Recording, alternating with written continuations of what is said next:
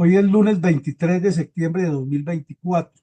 Nos reunimos como todos los días a la emisión 629, hoy ya, 629, de la memoria histórica aún no contada del conflicto armado en Colombia. Y traemos hoy para el análisis, para la reflexión, para la ilustración de nuestros oyentes y nuestros audio oyentes, el relato de cómo ocurrió la masacre colectiva dividida en tres episodios sangrientos en el departamento del Valle del Cauca el 22 de enero de 1962 por acción de unas cuadrillas de bandoleros liberales que se asentaban en el departamento actual del Quindío y se desplazaban por el norte del valle, el departamento de Caldas y parte del Tolima, causando el terror a quien no estuviera alineado con los intereses del MRL, pero en particular para robarse las fincas, para robarse las tierras con la complicidad de funcionarios públicos y para hacer una colonización por medio del terror, desapareciendo el adversario.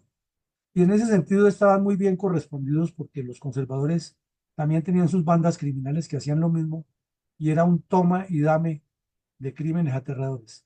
Al mismo tiempo, el Partido Comunista aprovechando el escenario para sacar ventajas y buscar la multiplicación del terror marxista-leninista. Situación complejísima. Adelante, mi coronel.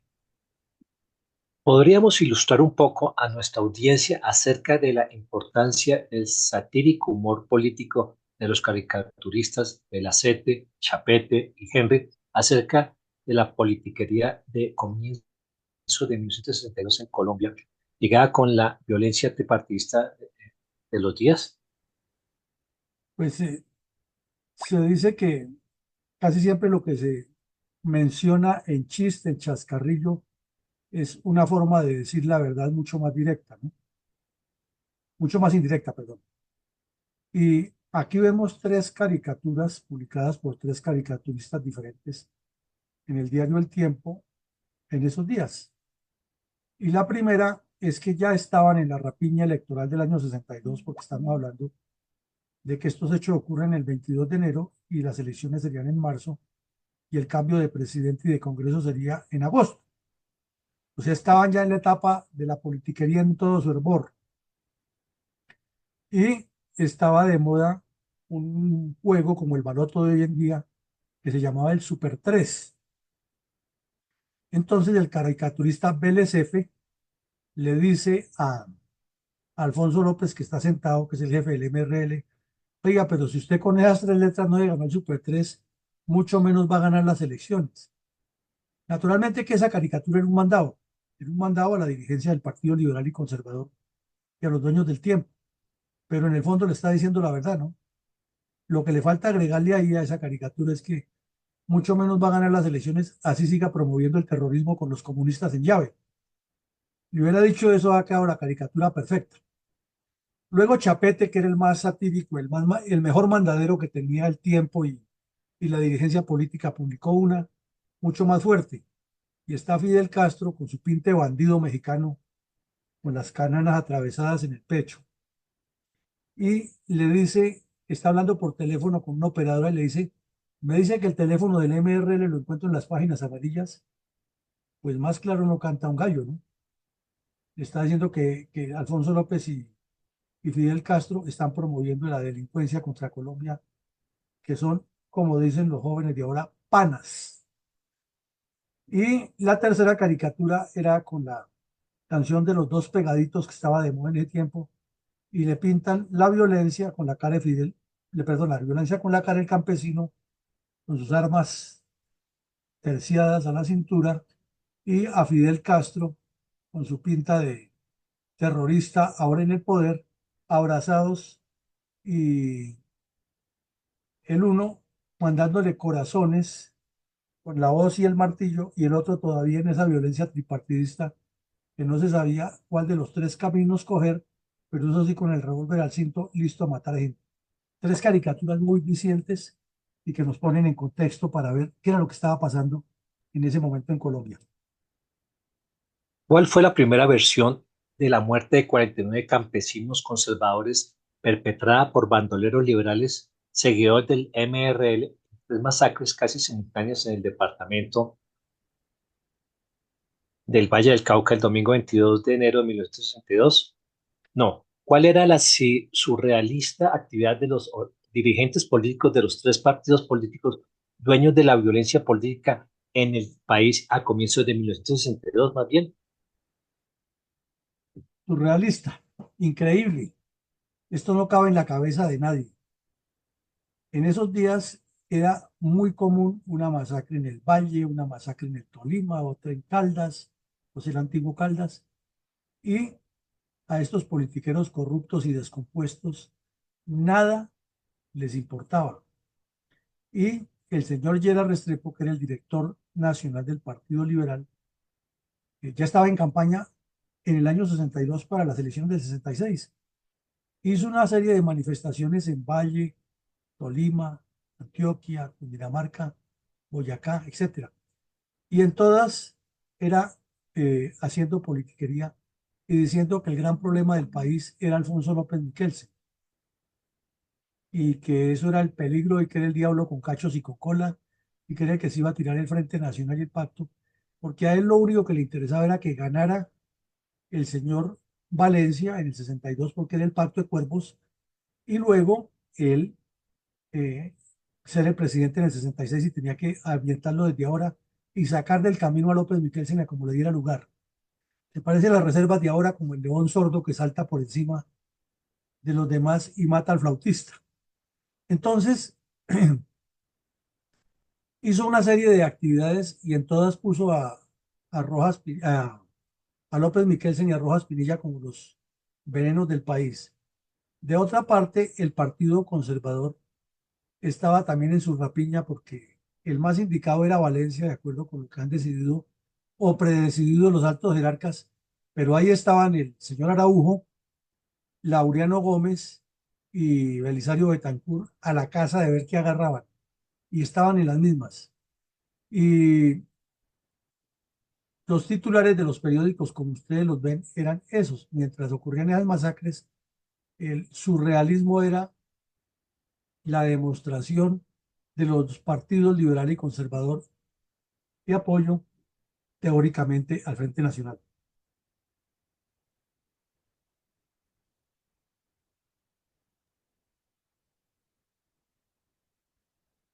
¿Cuál fue la primera versión de la muerte de 49 campesinos conservadores perpetrada por bandoleros liberales seguidores del MR en tres masacres casi simultáneas en el departamento del Valle del Cauca el domingo 22 de enero de 1962, relatadas por el diario El Tiempo? Pues mientras el señor Lleras estaba haciendo politiquería en Cali, Palmira, y haciendo eventos publicitarios y diciendo que López Miquelsen era el malo, sus copartidarios, o sea, los del MRL, estaban haciendo el trabajo oscuro, sucio y criminal que venían desarrollando desde hacía días. Y en tres lugares distintos cometieron unas masacres aterradoras. En total, decapitaron a 49 personas, todas, entre las cuales había niños, señoras y adultos mayores. Y violaron a una cantidad de niñas que quedaron vivas ahí en la región, mujeres de 14, 15 años, 13 años, y luego se fueron para la zona del Quindío. Los campesinos que sobrevivieron identificaron a los bandidos que eran de la cuadrilla de un tal Polancho, un bandido de nombre Melquisedec Cardona, que era del MRL, tenía su zona de acción criminal en el departamento del Quindío, actual departamento del Quindío, y se desplazaba por toda la región desarrollando el trabajo que le imponían sus jefes políticos. Y esa misma noche de remate en cercanías a Sevilla, también completaron el número de 49 con otra masacre, bandidos de la misma línea. Entonces, la noticia pues causó impacto, pero fue publicado, como ustedes ven, en un pedacito en la primera página, 49 muertos en tres asaltos, y el resto de la primera página, como lo acabamos de ver, era dedicado al viaje de Lleras Restrepo al, al Valle, hablando de la unidad nacional. Mi coronel, ¿qué otros hechos de violencia tripartidista ocurrieron ese mismo día en los departamentos del Valle del Cauca, Antioquia, Tolima, Caldas y Meta? Mi coronel, había pasado apenas un mes que el MUEC, por medio del talabartero del batallón Palacé, había activado unas cargas explosivas en plena celebración de la Navidad y había matado a 30 personas. Eh, y hayan resultado vinculadas unas personas, entre otros el guardaparque del batallón. En ese tiempo le decían que el polvorero, no los militares, sino los civiles. Entonces, la noticia de ese día era que el polvorero había quedado libre porque no le habían encontrado vinculación alguna con el hecho, pero al mismo tiempo en Sopetrán, Antioquia, había sido dado de baja el jefe de una cuadrilla de bandidos eh, de la de liberales que estaban ya formando otro estilo de acción simultánea y criminal contra los campesinos en nombre de los dos partidos, de los tres partidos políticos. De igual manera, en Marquetalia, ese mismo día, en una operación que estaba realizando el ejército, fueron asesinados un teniente y tres soldados. Pero llama la atención que en esa misma página que se relata el caso del teniente y los tres soldados asesinados por tiro fijo, eh, le ponen más énfasis a la cantidad de actos que ha presidido Mariano Espina Pérez en Usaquén, Huasca y Gachetá el mismo fin de semana con el fin de promover la unidad del Frente Nacional. Entonces, para ellos es más importante la politiquería y los corruptos que la muerte de los soldados defendiendo a Colombia. Y en Armenia, en el municipio de Pijao, del cual hemos hablado varias veces, muy cerca eh, de Armenia, la policía en una operación dio de baja a otro bandido de nombre Celino de Jesús Zulaga Alzate eh, en una cantina del área rural cuando lo fueron a requisar y el delincuente, pues haciendo parte de una pandilla esta, estaba armado, intentó matar a los policías y los policías reaccionaron y lo eliminaron. Y también ese mismo día en San Carlos de Guaroa, en el departamento del Meta, fue asesinado un hacendado por bandoleros comunistas que ya estaban extendiéndose en la zona para ejercer el control que más tarde tomaron las FARC. Síntesis, en un solo día Colombia se manchó de sangre en muchísimos sitios y todo por la misma violencia tripartidista, mientras los candidatos andaban de ferias y fiestas hablando de la unidad nacional y de la paz que le estaban trayendo a ellos a Colombia con la supuesta democracia del Frente Nacional. Mi coronel, ¿qué lectura podemos dar a que la respuesta del gobierno de Alberto Lleras Camargo se limitó a nombrar algunos alcaldes militares en las zonas afectadas y ordenar intensas operaciones militares contra los bandoleros que causaron la muerte de 49 campesinos conservadores, perpetrada por bandoleros liberales, seguidores del movimiento revolucionario liberal, en tres masacres casi simultáneas en el departamento del Valle del Cauca el domingo 22 de enero de 1962? Cinismo, cinismo sería la definición. 4 años antes de estos hechos, por la misma época, comienzo del año 58 a comienzos del año 62, exactamente son 4 años. Eh, Se han reunido en España Laureano Gómez y Alberto Lleras Camargo y habían hecho un pacto de cuervos.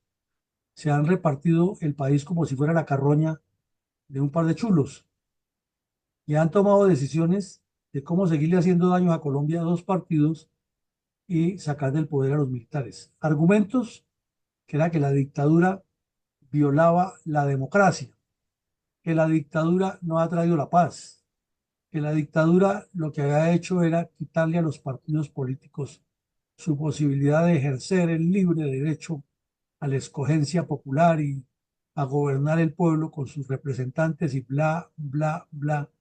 Y los comunicados conjuntos de Benidorm y CIGES así lo dicen. Pero como el dicho al hecho hay mucho trecho, entonces el ejército era Satán. Así como Gerard Restrepo decía que López Miquelsen era el diablo con cachos y con cola, y 6 años después lo nombró de canciller, asimismo estos sujetos politiqueros descompuestos decían que el ejército era lo peor que había, porque se había tomado el poder y había sometido al pueblo y había repartido culata y no sé qué más cosas. Pero cuando les quedaba grande gobernar el país, como en el caso del señor Lleras Camargo, entonces la respuesta era enviar alcaldes militares, como si enviando a un uniformado a un municipio de esos, el señor tuviera la varita mágica para que desde la oficina en la alcaldía pudiera organizar a todos los politiqueros corruptos que se estaban robando el presupuesto y al mismo tiempo convencer a todos los bandidos que delinquían en la región que no siguieran matando. Entonces la solución que le daban era que el batallón más cercano le asignaba una tropa al alcalde para que lo tuviera ahí disponible. Pero eso era lo mismo que tener un comandante de puesto militar, porque el alcalde de turno tenía que someterse a los procesos normales de lo que es el manejo de la administración pública y no le quedaba tiempo para atender el mando de las tropas. O hacía una cosa o hacía la otra. Pero con eso se lavaban las manos ellos. Ahí sí no eran los militares malos ni ellos responsables de nada, sino eran unos bandidos violentos a los cuales había que combatir y por debajo de la mesa que hubo que no va y mata a otro para ver si controlamos esa región. O sea, cinismo al extremo máximo. Y de comunicado en comunicado, ¿cuál fue el contexto del comunicado que la gobernación del Valle hizo al respecto? Nada distinto a los anteriores comunicados, los siguientes comunicados y los actuales comunicados. El gobernador del Valle lamentaba profundamente los hechos, los reconstruía uno por uno, decía que los violentos no podían triunfar, que la fuerza del Estado estaría para respaldar al campesinado, que en breve esos bandidos serían capturados y bla, bla, bla y que contaran los colombianos con que el orden y la tranquilidad volverían al departamento del Valle, porque eso no se podía permitir en un estado de democracia. Y lo mismo de siempre. Bueno, mi coronel, ¿cuál fue el primer reporte de la tercera brigada una vez iniciada la búsqueda de los bandoleros causantes de la muerte de los 49 campesinos conservadores perpetrada por bandoleros liberales del MRL en tres masacres casi simultáneas en el departamento del Valle del Cauca el domingo 22 de enero de 1962? Pues que en el primer combate se capturaron unos bandidos, se les encontraron unas armas con el calibre de las municiones que se han cometido los crímenes. Se determinó que estaban cercanos a la cuadrilla de Zarpazo, Conrado Salazar. Entonces se entró ya a analizar si era que habían participado, como en efecto ocurrió, las tres masacres, bandidos de Zarpazo, del el tal Polancho y otro, y que se han repartido el área, y pues desde luego ahí estaba también los remanentes de la cuadrilla de Chispas. O sea, era una rapiña entre bandidos a ver cuál controlaba en la zona y cuál imponía mayor terror para ganar el control geoestratégico.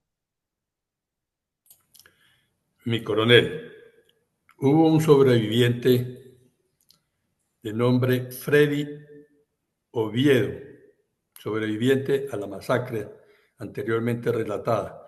¿Cuál fue su escabroso relato? Pues mi coronel, esas personas que de las tres masacres, una fue cometida en el sector de La Victoria y fue cometida contra un vehículo de unos campesinos que regresaban atiborrados en un Jeep 2 que llaman jeepados en esa zona, que le suben gente hasta en el capacete, encima de los bultos de mercado que llevan. Y el conductor, pues era un señor de ahí del pueblo que manejaba ese vehículo y que estaba disponible para ir a las veredas permanentemente a traer y llevar personas y mercancías. Y llevaba en total 10 personas con él en el vehículo. O sea, en un jeep, imagínense cómo irían de atiborrados ahí y fuera de eso con carga. Y pues había niños, obviamente. Y que en una curva sintió una explosión y una cantidad de disparos. Y luego, pues el dolor en un brazo, perdió el control, el vehículo se estrelló y las personas cayeron, unos heridos, otros muertos. Y vio cómo desde la maraña del bosque saltaban a la vía una cantidad de bandidos con machetes y con revólveres y pistolas y fusiles y carabinas y remataban la gente y luego procedían a machetearlos y a cortarles la cabeza para causar el terror y a robarse todo lo que habían. Y él en medio del charco de sangre que hubo ahí quedó, se quedó quieto y pensaron que estaba muerto y pues se fueron de ahí y él observó todo y cuenta que eso era como una orgía de terror, los bandidos riéndose, gritando, echándole vivas al MRL, desafiando al país y que esperaban el ejército ahí para hacerle lo mismo. O sea, una cosa atroz de una bajeza moral increíble, pero esa es la historia que no cuenta el señor de Rux en su supuesta comisión de la verdad. ¿Y qué nuevas noticias hubo al respecto 2 días después de ocurrida la cruel masacre?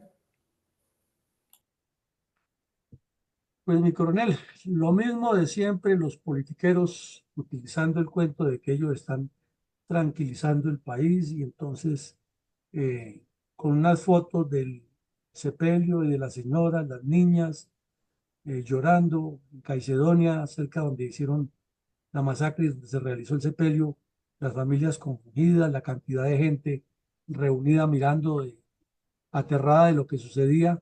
Entonces, inmediatamente los politiqueros, comenzando por el gobernador, comenzaron a dar noticias de la presencia del ejército y anunciar que habían coordinado con el gobierno nacional para que se enviaran a la zona lanceros y carabineros a combatir a los delincuentes, que definitivamente el tal Melco sí era uno de los que había organizado la masacre, que ya tenían la fórmula dactiloscópica de uno de los bandidos participantes, que se han dictado una cantidad de autos de detención contra los que estaban ya reseñados en los archivos y entre otras cosas, hacemos el paréntesis, todos esos archivos judiciales estaban en el juzgado o en el Palacio de Justicia de Tuluá y cuando el señor Petro organizó la destrucción de Colombia con su primera línea, los bandidos fueron y le prendieron candela ya, los bandidos de la primera línea fueron y le prendieron candela ya al Palacio de Justicia de Tuluá y destruyeron todos los archivos. Entonces toda esa historia de Colombia se perdió y ya no queda sino la que hay en los periódicos, pero es insuficiente desde luego. Entonces, como vemos aquí, cada quien sacando ventaja de la tragedia de Colombia y soluciones ninguna. Mi coronel, qué preocupantes noticias publicaron los medios de comunicación acerca de la injerencia de la dictadura cubana en Latinoamérica, promoviendo guerrillas comunistas.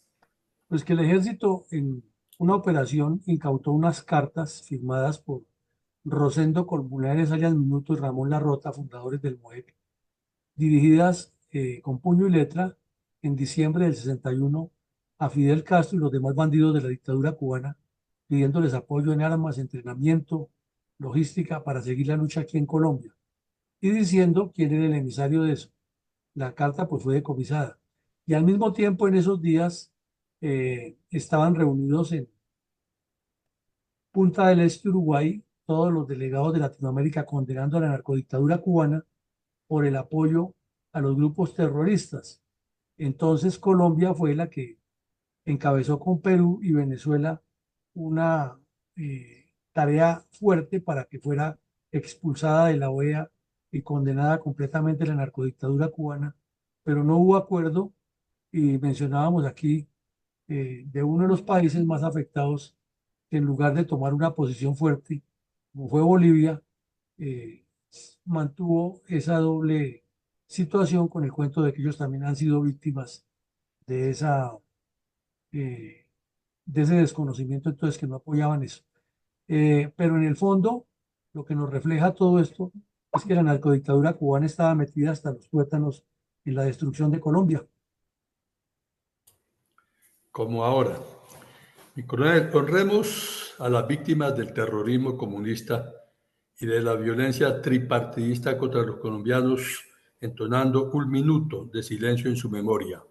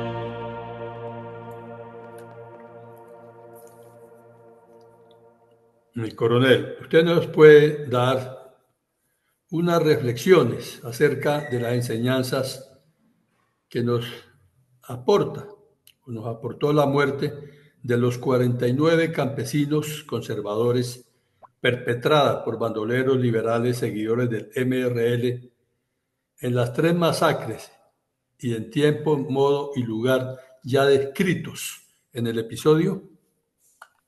Mi coronel, muy sencillo. Es un escenario que hemos graficado hoy donde ocurre in situ algo atroz, inenarrable, increíble, que no tiene razón de ser en un país que se precia de ser católico y en una sociedad que dice ser dizque de la más civilizada de Latinoamérica, porque es la Atenas de Sudamérica.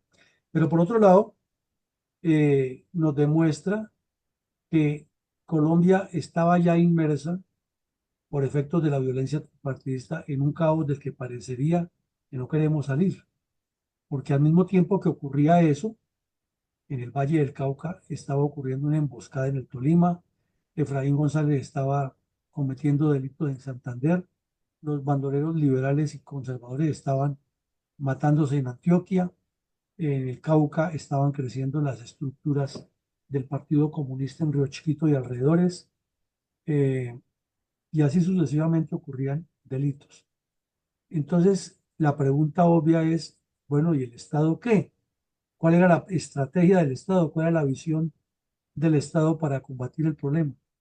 Entonces, la resumimos en vayan las fuerzas militares y enfrenten el problema, vayan los policías y mátense allá con los bandidos, que nosotros aquí seguimos como gobierno, es procurando mantenernos por los 16 años de pacto de cuervos que hicimos, sin que los que estén en desacuerdo tengan ningún acceso, porque es que son el riesgo.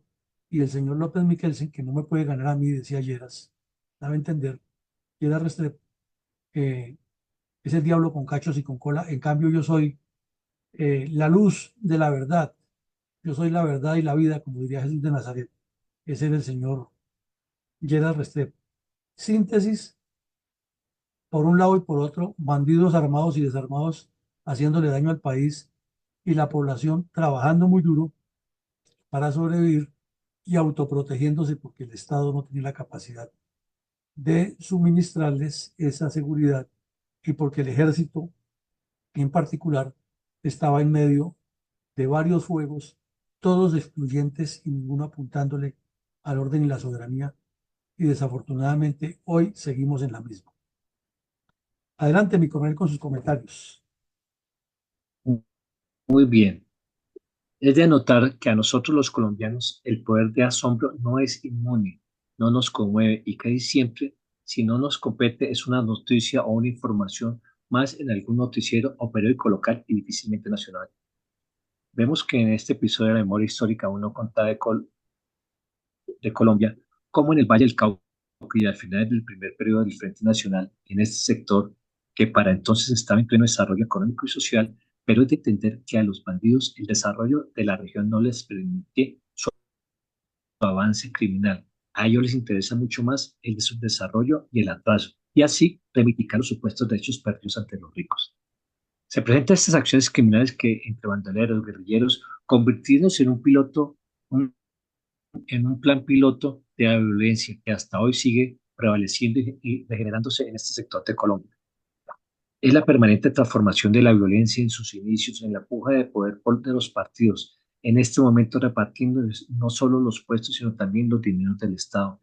Es de anotar que esta región tiene una riqueza económica que a todos les interesa para su aprovechamiento, que bien dicho, es decir, se vive y reinarás, como es el desarrollo de los minifundios de café. Su intención fue apropiarse de esta riqueza y la única forma que lo han hecho es con los asesinatos, intimidación, para lograr el desarraigo de las personas y así mantener la hegemonía en el sector en donde las autoridades gubernamentales no hacen presencia. No se encuentran políticas estratégicas de la autoridad. Ellos son autoridad, ley y así son estos terroristas. Están pensando en expandir su hegemonía de Occidente y Oriente y tranquilidad y la tranquilidad que se pensaba se la rota del poder entre los liberales y conservadores.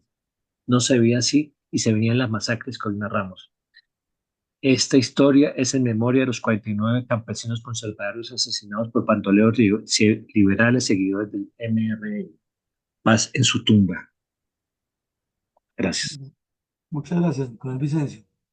Efectivamente, el problema es, como lo hemos reiterado aquí una y mil veces, político, de concepción política, de solución política, de comprensión política y de respuesta política adecuada. Pero lo que se ha hecho es politizarse, fanatizarse, polarizarse y termina en una violencia que se vuelve un círculo vicioso, un corcho en el remolino, que no termina porque siempre habrá quien detrás de la riqueza la estimula y habrá bandidos que se reúnen entre ellos de cuello blanco y de los otros a repartirse el poder como si fueran los dueños de Colombia en cada época con actores diferentes, pero con las mismas metodologías.